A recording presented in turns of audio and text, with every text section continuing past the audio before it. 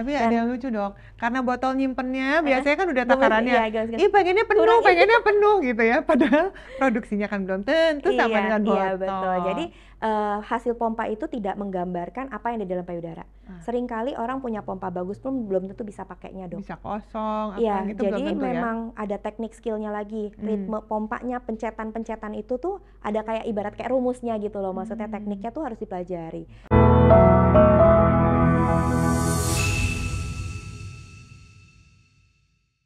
Ini dari tadi ya sebenarnya pertanyaan banyak Iya. ya. Coba karena saking serunya ngobrol sama dokter Cha nih, kayak tiba-tiba waktu berjalan Iya, gitu iya, iya. kan. Ini tapi emang dokter Cha ini kan di dunia perinfluenceran terkenal nih sebagai influencer per-ASEAN. Ya, mungkin bisa dibilang Ya jadi kan ya, bener ya. pernenenan ya dok. Emang apa? Saya mau nyebut tadi sebenarnya, Iya, cuma pernenenan. keluar dari dokter Cha. Oke. Iya, iya. Tertarik menggeluti ini apa sih basicnya? Kecemplung dok, ya nggak pernah ya karena kalau kita dokter umum waktu dulu ya sekolah maksudnya nggak pernah kan dok kita belajar tentang perpayudaraan, masalah kayak gini. Even dokter anak, dokter obgyn, dokter umum kita cuma tahu oke, anatomi payudara, Ya. fisiologinya, hormonalnya seperti ini akan keluar, that's it. Tapi nggak ada tuh yang kita dibelajarin cara gendong, Iya. permasalahan seputar menyusui Betul, gitu betul, ya. betul. Itu benar-benar nggak ada. Dan when aku lahiran, maksudnya aku nikah dan aku punya anak pertama, samalah seperti ibu-ibu pada umumnya. Oke. Oh my god, aku tahu nih, kebetulan aku lahiran waktu itu normal dok, jadi aku tahu, aku ngerasain, ternyata emang bener sakitnya kayak gini. Tapi begitu nyusuin, aku nggak pernah kebayang ternyata sepelik dan sekompleks dan serumit itu. Seperti apa yang dokter Esa rasain, aku pernah merasakan yang namanya nyeri pada payudara, bengkak dan teman-temannya gitu, anak rewel, kayaknya ASINya kurang gitu kan. Dan aku berpikir kayak, emang segininya ya gitu, apa iya sih Tuhan kok apa tega gitu, maksudnya kita udah lahiran terus Kok masih ribet kayak juga susah banget gitu, untuk apa yang ngasih salah gitu. dan aku Oke. ternyata kecemplung dok ibaratnya, karena penasaran itulah aku cari tahu, aku belajar nih, aku pengen ikut pelatihan. Ketika pelatihan aku begitu dipapar semuanya kayak ternyata apa yang aku tahu selama ini tuh ya kita tahunya kan dari sosial media, dari baca-baca Zaman online dulu dan masih segala buku, macam. zaman Iya. aku tuh. Ya, Itu kayak gitu, masih yang buku. bukunya segini-segini gitu kan. Katanya Nggak ada gambarnya. ya benar-benar buku-buku jadul gitu ya. Terus katanya si ini, katanya si itu, ternyata itu banyak kelirunya dok. Jadi begitu dari sana, begitu aku dapat pelatihan, aku sharing lah di Instagram. Waktu itu masih jadul banget, masih cemen, tahun-tahun masih followers masih sedikit, sharing. Ternyata bisa jadi berkat lah buat orang yang baca, teman-teman sekitar. Ya satu persatu ya jadi seneng kan. Akhirnya aku pikir kayak ini maksudnya pemberian dari Tuhan. Alangkah baik kalau misalnya kita bisa kasih tahu lebih banyak gitu kan. Bener. Setuju banget. Kecemplung. Banyak pasti yang terbantu juga, apalagi ini salah satu tanggung jawab besar ya yang merubah hidup seorang wanita yang tadinya nggak pernah ada pelajarannya jadi nambah ilmu. Iya. Wah.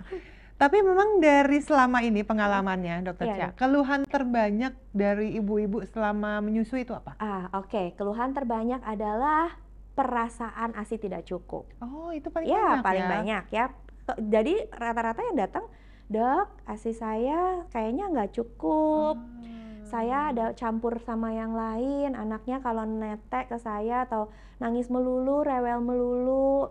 Saya mompa hasilnya sedikit, ya itu yang dikeluhkan. Tapi ya berawal dari ketidaktahuan ya dok, maksudnya ya keliru manajemennya tadi.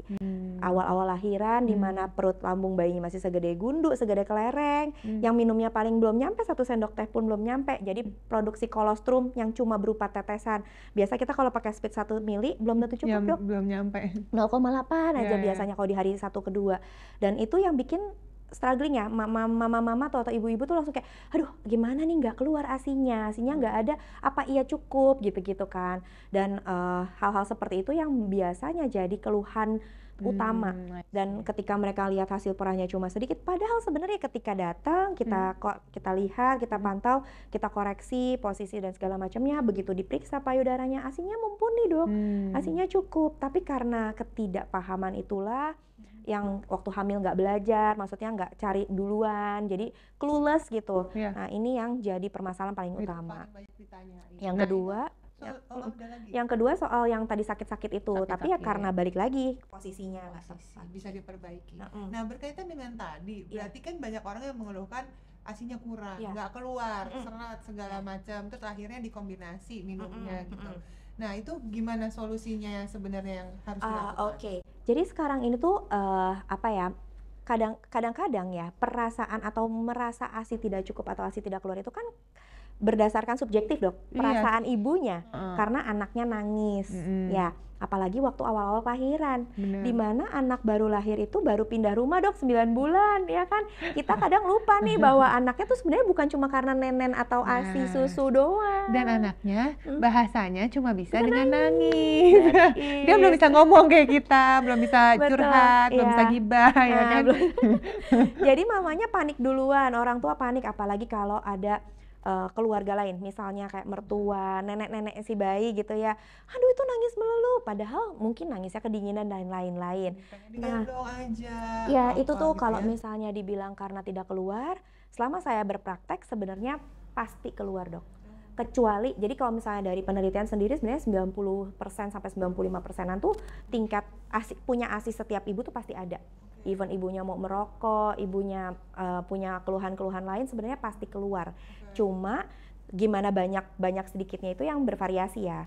Kalau misalnya dia nggak punya keluhan anatomi, misalnya emang kelenjarnya tidak terbentuk dari waktu kehamilan, atau misalnya dia hormonal kayak misalnya mungkin dia program hamil terus terlalu banyak hormonal yang dimodifikasi segala macam itu, kayak gitu-gitu sebenarnya pasti bisa menyusui, pasti bisa keluar ASINya. Nah, yang perlu dipahami juga mungkin buat para moms, ini newly moms ya, bahwa lambung anak itu nggak kayak lambung dewasa. Ya, betul. Jadi bayi itu ada Bertahap, tahapannya, betul. ada pertumbuhannya. Dari yang lambungnya kecil banget, Iya. itu bayi baru lahir ya, baru nanti akan membesar. Jadi kebutuhan si ASINya itu sendiri tuh belum tentu memang butuhnya banyak. Dan biasanya tadi seperti yang Dokter Cha udah bilang, kan on demand. Iya, betul, mengikuti. Jadi ikutin. Jadi ketika ibunya menyusuin, anaknya biasanya juga kebutuhannya seperti apa, produksinya juga akan mengikuti anaknya. Iya, Gitu ini ya. itu betul yang makanya kenapa penting direct breastfeeding, supaya update dari kebutuhan bayinya.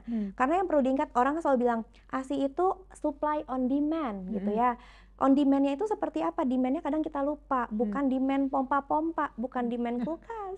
Ya makanya kalau pompa kita berharap mau 100 mili, padahal keluarnya baru 20 mili. Iya, anaknya masih umur 3 hari, kasarnya kayak gitu. Ya Jadi, butuhnya cuma segitu. Iya, gitu that's ya. why ketika anaknya yang menyusu langsung nih dok, oh sekarang dia minumnya mau 10 mili kek, oh dia mau minumnya 50 mili. Apa yang keluar dari anak yang minta ini akan feedback balik ke tubuh mamanya yang itu akan terproduksi. Oke. That's why jangan keburu panik kalau lihat dari hasil pompa, karena banyak sekali faktor yang perlu diperiksakannya itu. Mungkin tergantung juga kalau nantinya ternyata tumbuh kembang anaknya nggak sesuai. Nah, itu Nah, mungkin itu ada juga intervensi bisa, lain, betul. ya kan?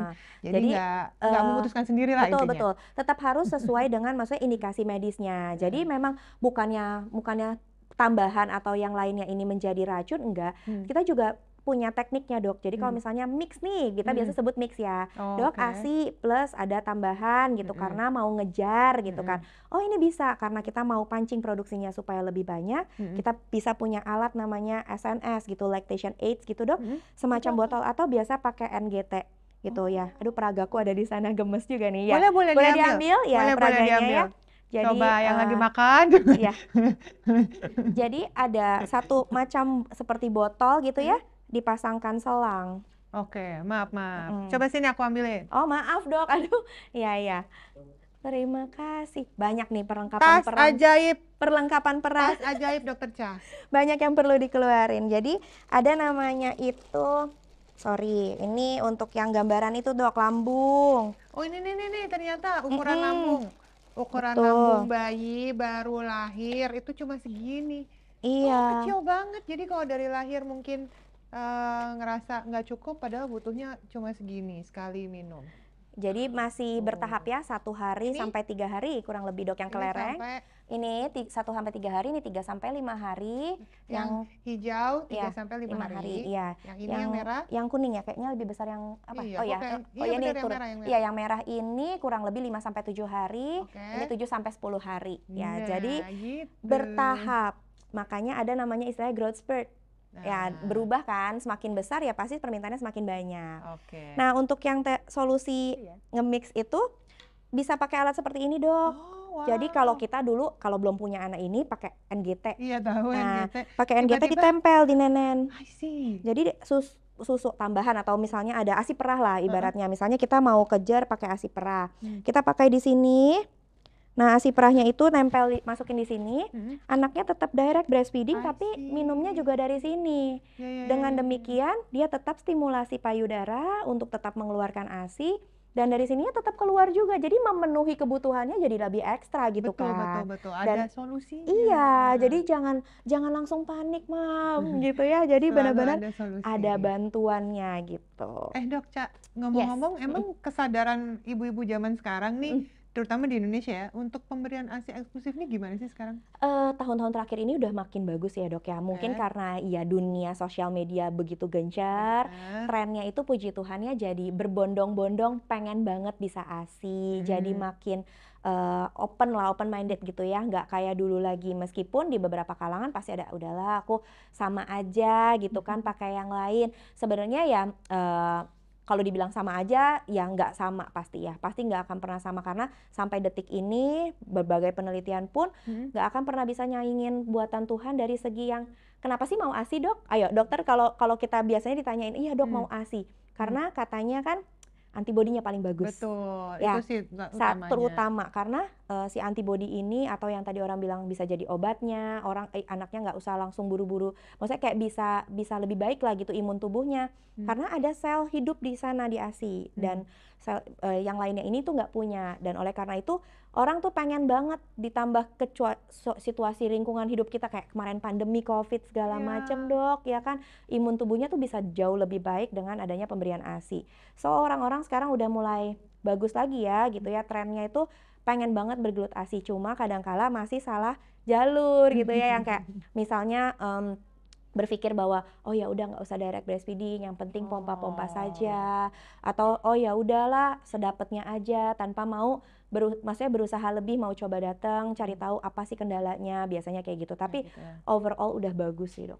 Oke, makanya sebenarnya yang paling penting adalah Iya. ketika hamil, sebelum mulai di masa menyusuinya, konsultasi dulu. Itu. Minta ajarin dulu nih sama dokter konselornya ya, Iya. konselor laktasi. Konselor, ya.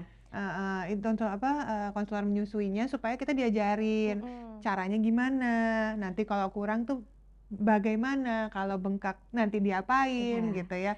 Jadi, karena begitu udah ada pegangan sebelumnya, waktu itu kok udah pernah dikasih tahu apa ya. Nah itu lebih nggak panik. Benar. Ya kemungkinannya ada nih kayak gini. Jadi biasanya mungkin kalau kita memberikan saran atau kayak masukan nih kepada calon-calon ibu ya, mama yang lagi hamil gitu ya, ibu-ibu yang lagi hamil, kita selalu ngomong yuk sebelum, maksudnya pas masa kehamilan itu datanglah minimal sekali ke konselor menyusui, nggak perlu ke dokter laktasi pun nggak apa-apa, atau kalau misalnya aduh repot ya, ikutlah kelas online, kelas menyusui, bawa suami, wajib harus ada suami nih, Dok, jangan sampai sendirian, karena ya itu di rumah kan bareng suami, apalagi ada banyak orang lagi gitu ya. Itu nanti pas lahiran begitu dapat bayinya kan baru berasa feel-nya, oh begitu diomongin mah teori doang nangkep, begitu praktek bingung gitu kan. Begitu lahiran kalau misalnya punya kendala, sesegera mungkin setelah seminggu, atau misalnya kalau di rumah sakit itu ada dokter laktasinya atau ada tim laktasi yang bisa mumpuni, minta divisit, minta diajarin betul-betul. Kalau nggak ada, segera seminggu kontrol, bisa kontrol jahitan, langsung cari bawa anaknya. Jadi nggak salah jalannya kepanjangan gitu. Supaya kalau ada kendala bisa langsung dibenerin. Betul. Karena saya tuh seneng banget ya sebenarnya salah satu teknik menyusui yang menurut saya sangat-sangat berguna untuk kedua anak saya, meskipun berbeda ya. Tapi ini saya dapetin dari konsultasi ke dokter laktasi waktu itu. Adalah posisi anak menyusui ke belakang. Oh iya benar. Jadi selama ini kan kayak gini ya nyusuin ya. Tapi ternyata yang paling efektif buat saya nggak bikin bengkak, nggak bikin paling enak batu ya. Terus kosong, sayangnya juga bisa ngapa-ngapain, bisa sambil nonton, bisa ngapain. Anaknya football juga nyaman sambil tidur, football position. Iya betul, Dok. Football itu juga salah satu favorit sih. Karena dengan begini ya, kita mau sambil nulis, sambil makan, sambil ngapain, ini tuh emang mantep. Biasanya kalau ada sofa atau kalau di kasur kita bisa bisa kan ada tatakan bantal kan? bantal ya, Langsung gini, sesuai dengan tinggi payudaranya. santai. Dan ya bener, Sambil ngapain gitu. sambil Ntar di kiri, makan. udah sambil Iya, ngapain. iya, iya, iya. Dan Enak. sebenarnya ini salah satu teknik buat orang-orang yang punya kendala. Dok, saya tuh kalau netein Heeh. anaknya cuma mau satu Satu posisi. posisi. Jadi anaknya cuma mau di kiri aja. Mm-mm. Meskipun nanti biasanya kita cek lagi nih ada permasalahan apa, apakah ada torticollis or something gitu ya, maksudnya pada bayinya. Tapi biasanya ini karena kebiasaan kita gendong. Ibu-ibu Indonesia kan nggak kidal, biasanya gendongnya lebih enak di kiri, Dok. Jadi nete ini selalu di kiri. Begitu dibalik, anaknya nggak nyaman, ibunya juga kaku misalnya Karena gendongnya. kaku. Ya, jadi biasanya dok maunya cuma di kiri. Oh ya udah kita siasatin aja pakai football. Kalau diperhatiin nih ya si baby ya, telinga, bahu, pinggang satu garis lurus menghadap betul ke tubuh ibu. Nete seperti ini kan. Kalau anaknya dibawa ke kanan daripada kita putar anaknya dibawa gini. Nah, udah deh beres. posisi anak itu akan tetap sama seperti dia netek di payudara kiri padahal payudara kanan. Dan itu juga akan membantu balance ya dari payudara ibunya, jadi nggak gede sebelah, Nggak aktif, bikin batu. Itu aktif sih. terus, lebih ke situ memang. Kan serem ya kalau udah sampai Ya jangan sampai beku. ya mastitis clog gitu, Mastitis karena namanya. manajemennya biasanya dok ya perputaran kendala-kendala ya kayak tadi misalnya lecet berdampak lagi jadi kayak luka payudaranya atau crack puting yang bisa sampai mau putus sipelnya gitu. Itu biasanya pada kondisi-kondisi yang over pumping, that's it ya, kayak gitu-gitu yang salah posisi itu tadi ya. terus clog dan berujung mastitis atau bahkan sampai ke abses yang Nah, harus itu. dibedah, dan itu jangan sampai terjadi gitu. Ya Lebih itu ke sana. sebenarnya paling enak sebenarnya menurut aku karena kosong ke semua Iya, bisa. penjuru. Tapi ya kayak gini-gini tuh kan taunya kalau kita diajarin langsung. Jadi ya itu tadi sarannya, sebaiknya Harus, konsultasi. betul. Karena posisinya banyak. Ngomong-ngomong dari tadi sepatunya Dokter Cha lucu banget loh. Kalian ada yang merhatiin nggak sih? Aduh, thank you. Dokter Cha nih pengusaha sepatu juga dengar-dengar. Oh iya dong. Jadi aku ada bisnis sepatu sebenarnya. Tapi bukan sepatu yang ini aku pakai sih sebenarnya. Jadi aku ada sepatu itu aku develop bikin sepatu yang high heelsnya bisa dicopot pasang. Serius? Iya, jadi bisa diganti flat and then jadi tinggi, lebih tinggi lagi. Iya, aku gitu. mau dong. Iya ya, nanti dikirimin. Aku perlu sekali loh itu. Iya, karena kadang tiba-tiba acara resmi, Iya, kadang-kadang enggak gitu kan. bisa dibikin yang Loh, idenya stiletto, Dr. ada yang Elizabeth block nih. heels gitu dong. Jadi memang waktu itu berjalan baru beranak, maksudnya baru lahirnya itu pas sebelum pandemi. And then waktu itu kena pandemi, jadi aku sempat vakum. Ini sih kedepannya lagi mau ulang, maksudnya tren baru lagi kan. Aku lagi jadi develop lagi, mau model apa nih dimasukinnya gitu. Nanti aku kirim-kirim ya dok. Asik. Ini buat yang penasaran langsung aja Ya, ke sosmednya Dr. boleh. Elizabeth. Oke. Sekarang kita main games yuk. Dari tadi kita udah ngobrol-ngobrol, kita main games yang di rumah ya, Lovely People juga. Jangan lupa ikutan nebak ya. Ini mitos atau fakta? Mitos atau fakta, rasa ASI dapat berubah karena olahraga? Mitos. Mitos. Tetot ya. Kenapa nggak bisa? Iya, jadi sebenarnya memang olahraga aja gitu ya. Yang penting semuanya ya dalam batas wajar-wajar aja gitu ya dok. Dan kecuali olahraganya tuh dibarengin sama yang aneh-aneh, maksudnya kayak minum makan segala macam yang aneh-aneh gitu, karena sebenarnya Mungkin dipikir karena keringetan Ya, dok, enggak jadi gitu. asin. Jadi asin enggak. Nggak ya? Enggak. Ya. Oke. Yang kedua, saat sedang sakit, ibu tidak bisa menyusui. Mitos atau fakta? Mitos lagi. Mitos. Karena malah justru sebaliknya, ketika ibu sakit tetaplah menyusui supaya antibodinya itu anaknya malah lebih dapat ya. Jadi tubuh kita tuh sedemikian rupa diciptain Tuhan, hebat banget. Jadi ketika ibunya atau anaknya yang sakit langsung berubah tuh kayak ASI, komponen ASI-nya. Jadi nggak usah ibunya sakit polusi udara jelek aja. Anak misalnya ada banyak bakteri atau virus yang kedetek nih dari tubuh anaknya, ASI itu akan berubah dok, naikin antibodinya. Dan ini bukan saya ngomong, ada penelitiannya memang gitu kan.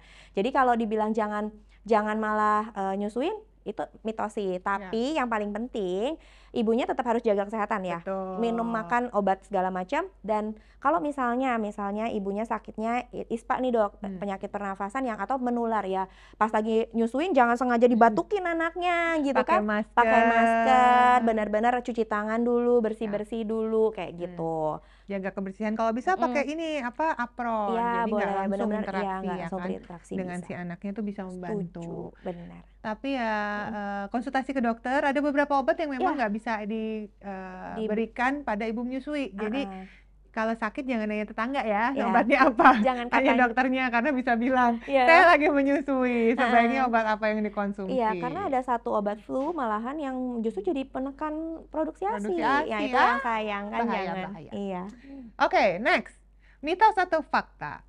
Makan durian bisa membahayakan bayi yang menyusui karena kan mengandung alkohol. Mitos lagi. Mitos. Dari pecinta durian. Sama dari pecinta durian, saya juga. Iya, jadi sebenarnya mitos kenapa sih? Kalau kita ingat-ingat ya ada hormon oksitosin dan hormon prolaktin gitu ya. Si oksitosin ini dimana lebih kita bilangnya hormon cinta atau hormon happy, hormon relax. Hormone of love. Iya, jadi sebenarnya ibu-ibu menyusui itu boleh aja makan semua yang dia suka kok. Yang nggak enak yang jangan dimakan. Jadi kalau yang enak-enak itu dimakan aja, cuma dalam batas yang wajar. Betul. Baik durian, sambel, apapun itu, mau ngopi, mau ngeteh, ya boleh, tapi dalam batasan yang normal. Misalnya, biasanya kalau misalnya suka durian bisa makan satu gelondong besar, Satu ya buah. jangan. Wah, Atau satu jangan pak ya. biasanya sendiri yang udah dikupas gitu, jangan sendiri ya. Sekarang coba dulu dari mungkin dua butir aja, 2 biji gitu ya. Nanti perlahan-lahan seiring jalan anaknya naik besar, baru makin lama mungkin makin bisa tolerir lebih banyak lagi. Diadaptasikan lah. Semuanya prinsipnya seperti itu. Kembali ke porsinya, Iya, yang wajar-wajar betul. aja. Pengen Wajar-wajar. nyicipin aja, Iya. ya kan? Nanti kalau udah aman, udah anaknya besaran, boleh makin lama makin banyak supaya adaptasi ya dok ya. Makin besar diajak Oh anaknya. iya, anaknya bener. Durian bareng. Diicip ngedurian bareng. Aduh. Iya, Oke, benar. next. Mitos atau fakta? Menyusui bisa membantu menurunkan berat badan ibu. Kalau yang ini fakta. Yeay. Ya, jadi benar ya, karena kalau misalnya kita menyusui, itu tuh kalori juga ikut terbakar gitu ya dok. Jadi Kayak olahraga kan? betul ya, kalorinya ikut terbakar. Meskipun ada yang ngomong lagi, tapi dok aku kan laparan terus iya, gitu bener. kan. Kalau nyusuin lapar. Ya, jadi kalau misalnya laparan terus ya udah intinya gini, prinsip makannya gizi seimbang ya. Jangan kalau ngemil sehat, jangan ngemilnya nyeblak gitu ya dok karbonya. Ya itu jadi bukan makin kurus, makin nambah kan dok.